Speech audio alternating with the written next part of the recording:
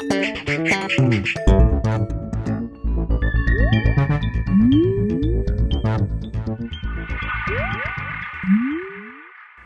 everyone and welcome to the Vortex, where lies and falsehoods are trapped and exposed. I'm Michael Vorse. We spent some time thinking about how much to reveal in this Vortex about the responses we received from atheists in regard to our Vortex last week on Catholic government. Now, first off, a little clarity.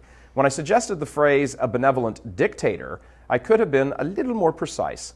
A better use of terms would have been a Catholic monarchy. Yep, that's the ticket, a Catholic monarchy. In either case, a boatload of secular blogs and websites got the point rather easily. Skipping minor details about choice of words and the hair-splitting over the difference over democracy and democratic republic, they completely understood what we were saying. And just for clarity, let's repeat, so everyone understands. Western civilization would be better off if it were a Catholic monarchy. How this comes about? I don't know. The point wasn't to publicize a battle plan for overthrowing a secular humanist government. It was to point out that we are already living under a dictatorship, the dictatorship of relativism, to borrow the Pope's phrase. Parrying that phrase, I suggested a benevolent dictatorship. Well, that brought out all those sad sack boo-birds. And for the record, we're not pointing viewers to the thousands of comments floating around out there on the internet. No links over here this time. But if you want to go hunt for yourself, I suggest you make sure you have the stomach for the most foul-mouthed, Catholic-bashing, invective-filled hate speech you've ever read in public forums. With a pitiful, laughable lack of knowledge of history, not to mention theology, atheist zealots have descended on real Catholic TV with all the enmity of Satan himself. By the way, they may not believe in him now, but they will. While the specific report itself about Catholic government is the direct object of their attack, it only takes a couple of postings for all the vile to come spewing forth. A number of them attack the Eucharist, the Pope, and especially the priesthood. I won't repeat some of the extreme blasphemy uttered about our blessed Lord in the Eucharist, but suffice it to say, it is filled with expletives and the most coarse language available to the vocabulary-challenged atheist set. But in a way, their response should be instructive.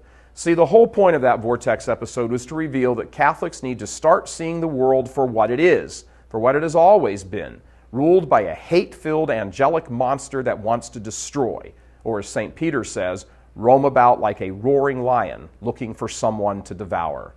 When God the Father says to the serpent in the garden, I will put hatred between you and the woman, between your offspring and hers, he wasn't kidding. Here's the point. People more than you know hate the Catholic Church and what she teaches. And I mean hate. And it's really because they hate themselves. People aren't capable of emitting that much hate against other people unless they are filled with self-hate. They are in love with evil. They're trapped by it, enslaved by it, and rage against the good. But what they fail to realize in their adulterous or chemically addicted or money-worshipping or power-hungry or attention-crazed or over-the-top self-consciousness, pride-filled or otherwise promiscuous lives is this single point. They themselves are already living under a dictatorship. They are under the power of the cruelest taskmaster there is. They are chained by their passions and fears, and if they stay the course, they will die in their sins. But for now, they are already dying quiet lives of emotional and psychological exhaustion, and they rage against the machine of their own creation. Deep down, they know the spiritual shipwrecks that their lives really are or will become. What does the Church offer? Simply this, to move from a monarchy of hate to a monarchy of love, because we are all slaves to the master of our choosing, God or Satan. It's just that in the end, one will say to us, I no longer call you slaves, but friends. Who would you prefer for your monarch, Christ or Satan? Because in the end, you and I will bow to one. Look at your life and make your choice. Choose wisely. I want to shout out for our enthusiastic atheist viewers out there. You really need to check your hate speech. It's way too revealing. I'm Michael Vorse. Please help us keep delivering these kinds of messages that so desperately need to be heard and acted on. Join RealCatholicTV.com today as a premium subscriber. Become immersed in the faith established by Jesus Christ.